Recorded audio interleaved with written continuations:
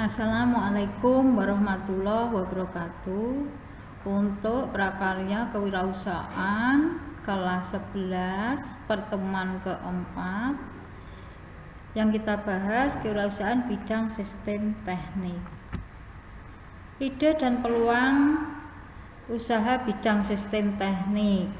Tujuan jasa kewirausahaan sistem teknik sebagai berikut: A. Memperoleh keuntungan. B. Memberikan pelayanan dan perbaikan barang elektronik.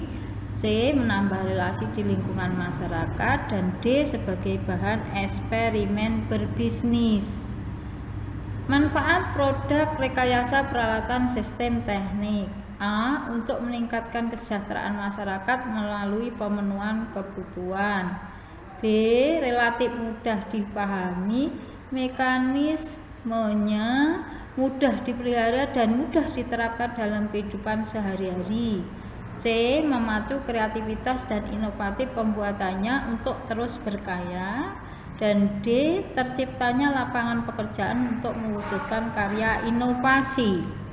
Langkah-langkah perencanaan usaha produk sistem teknik. A. Menentukan nama usaha. B. Menentukan lokasi usaha. C. Menentukan komoditas yang diusahakan. Hal-hal yang menjadi perhatian seorang wirausaha sebagai acuan sebelum memutuskan komoditas yang akan diusahakan antara lain sebagai berikut. A. Konsumen yang akan dituju. B. Pasar yang akan dimasuki. C. Partner yang akan diajak kerjasama. D. Personil yang dipercaya. E. Jumlah modal. F. Peralatan. G. Penyebaran promosi. Penerapan kesehatan dan keselamatan kerja atau K3. Kesehatan dan keselamatan kerja adalah suatu upaya perlindungan agar tenaga kerja selalu dalam keadaan selamat dan sehat selama melakukan pekerjaan di tempat kerja.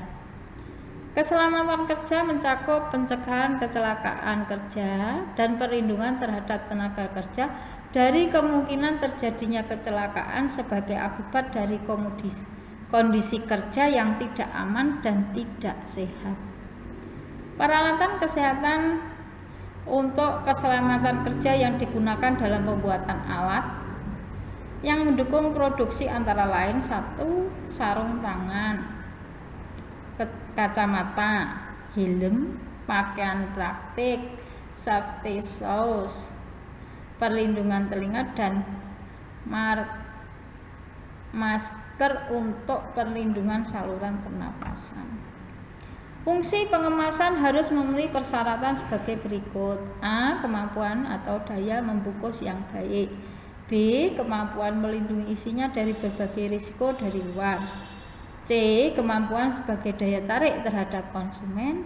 D. Persyaratan ekonomi, artinya kemampuan dalam memenuhi keinginan pasar.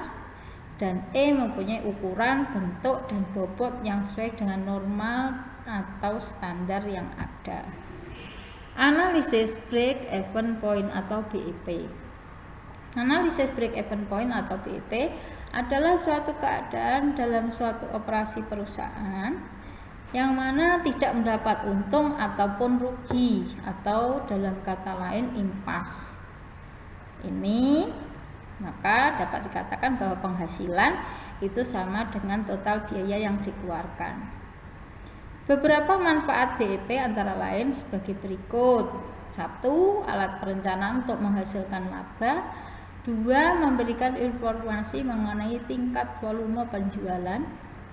3. Mengevaluasi laba dari perusahaan secara keseluruhan.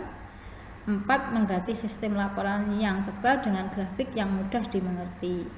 Untuk perhitungan BEP, rumusnya BEP produksi itu diperoleh dari total biaya dibagi dengan harga penjualan, sedangkan BEP harga itu diperoleh dari total biaya dibagi dengan total produksi.